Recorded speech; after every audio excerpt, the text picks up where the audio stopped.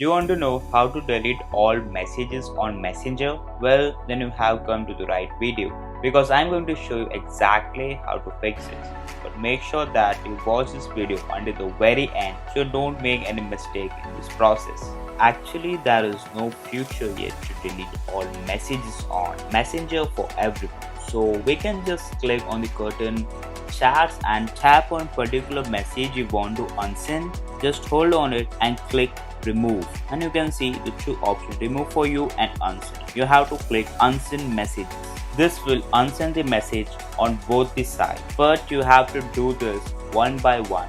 There is no option to delete all messages and unsend everything all at once. So you can just do that one by one for all the messages that you send. So this is the only way for now, unfortunately.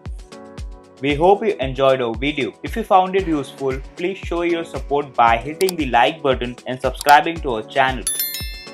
If you have any questions or comment about the topic we covered today, we'd love to hear from you in the comment section below. Thank you for watching and we hope you have a fantastic day.